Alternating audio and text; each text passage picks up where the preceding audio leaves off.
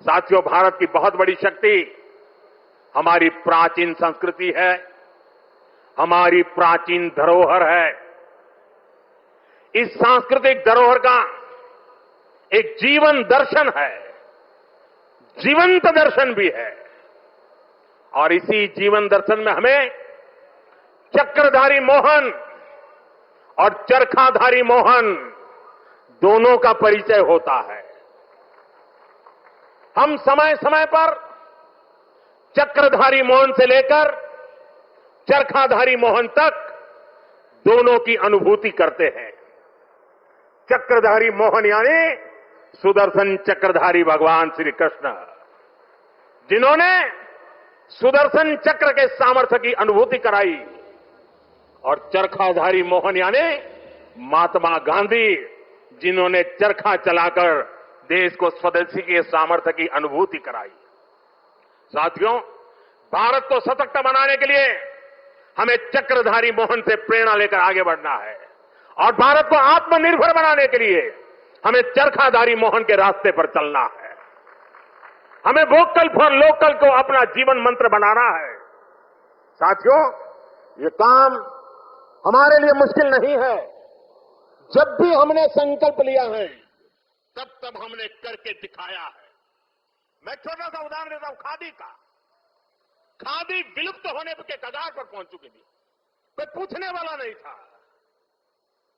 आपने जब मुझे सेवा का मौका दिया, मैंने देश को आह्वान किया, देश ने संकल्प लिया, और इसका नतीजा भी दिखा। एक दशक में खादी की बिक्री करीब करीब 7 गुना बढ़ गई है। देश के लोगों ने वोकल फॉर लोकल के मंत्र के साथ खादी को अपनाया। इसी तरह देश ने मेड इन इंडिया फोन पर भी भरोसा जताया। 11 साल पहले हम अपनी जरूरत के ज्यादातर फोन इंपोर्ट करते थे। आज ज्यादातर भारतीय मेड इन इंडिया फोन ही इस्तेमाल करते हैं। आज हम हर साल 30-35 करोड़ मोबाइल फोन बना रहे हैं। 30-35 करोड़ मोबाइल फोन बना रहे हैं और एक्सपोर्ट भी कर रहे हैं। साथियों, हमारा मेड इन इंडिया, हमारा यूपीआई आज दुनिया का सबसे बड़ा real time digital payment platform बन चुका है, दुनिया का सबसे बड़ा। भारत में बने रेल कोच हो या फिर लोकोमोटिव, इनकी डिमांड अब दुनिया के दूसरे देशों में भी बढ़ रही है।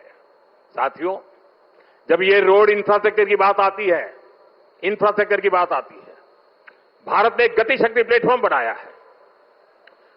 1600 लेयर, 1600 लेयर डेटा के हैं उसमें, और किसी भी प्रोजेक्ट को वहां पर कैसी कैसी परिस्थितियों से गुजरना पड़ेगा, किन नियमों से गुजरना पड़ेगा, वाइल्ड लाइफ है कि जंगल है कि क्या है, नदी है, नाला है, क्या है, सारी चीजें मिनटों में हाथ लग जाती हैं और प्रोजेक्ट तेज गति से आगे बढ़ते हैं।